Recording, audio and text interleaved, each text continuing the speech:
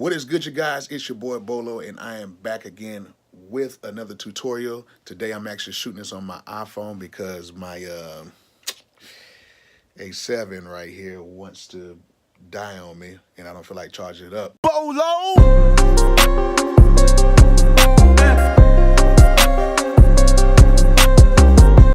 We are going to talk about how dope BeatMaker 3 is, especially chopping up samples. This program on the iPad is insanely crazy with chopping up samples. It even chops up better than my MP back there. It has way better algorithms in it. It's way easier, and I just love using this thing when I'm on the road. Not to say that I don't use my MP. I still use my MP all the time. I still use Logic all the time. I still use FL. I still use all that stuff. But the sampling in this thing is crazy. That's why I take it with me on the road everywhere I go. So I'm gonna show you guys how to chop up samples and how to chop up samples using live stretch, which is like a live time stretching sampling technique. I'm gonna show you how to do it in BeatMaker 3, and I'm gonna make a quick beat just for like tutorial purposes only. So make sure you like the video, you subscribe to the video, you comment, and turn on those post notifications so you'll know the next time I got another video come out. But let's get to the tutorial right now. Okay, I got BeatMaker 3 pulled up. First thing we're gonna do is we're gonna grab a sample. And let me go right here into my sample editor right here. We're gonna go right here. This is how it looks. Let me go ahead and grab a sample. Let me go into my imports. I import some stuff from looperman.com. Let me see what we got.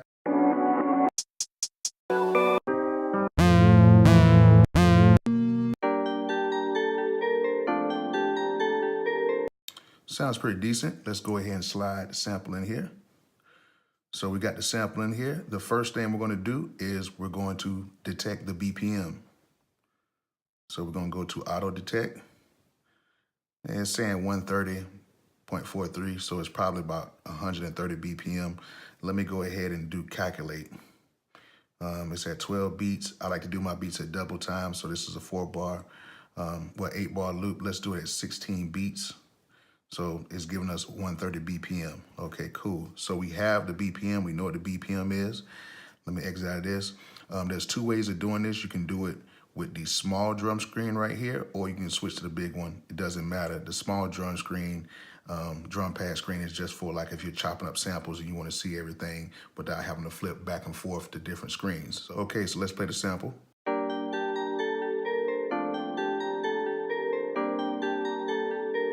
And it looks like everything locks to grid. Now, the next thing we're gonna do is we're gonna go right here where it says live stretch. Right here, this is basically when you change the tempo, it will not change the key of the sample, and it will leave everything the same. So it will basically time stretch the sample without messing up the key, the original key of the sample. So I like to turn this on high performance because it doesn't use that much CPU processing power. The other one, high quality, uses more, and it is a little bit more high quality, but you're really not gonna tell that much of a difference. So I got that in right now, and as you can see, my BPM is set at 90. So what I'm gonna do is I'm gonna set this. Let's try 150 and see what happens. 150. Let's turn it on. It's 150.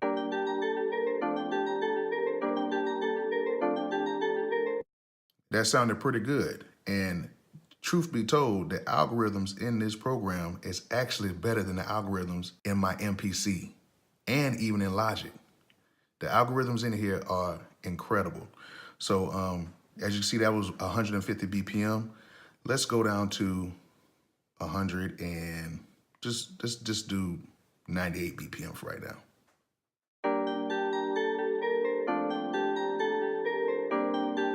So it's much slower with that BPM. Let's try 68.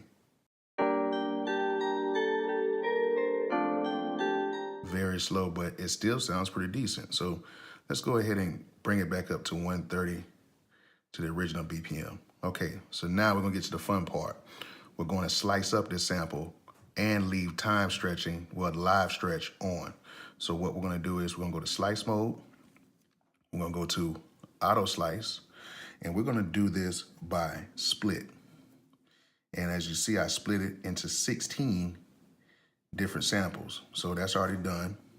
And as you can see, it doesn't show anything on this side here because I can auto send these to certain channels or whatever, but the best way to do it in the live stretch mode or the live, time stretch mode is to actually go into the big drum editor or the pads and just press keys and you're done. So now when we play the sample back,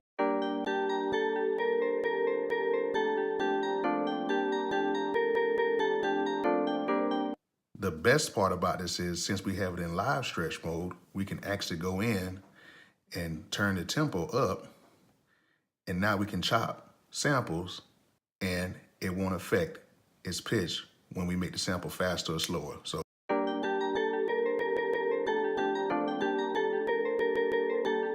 now let's go slower. Let's go to 70 BPM.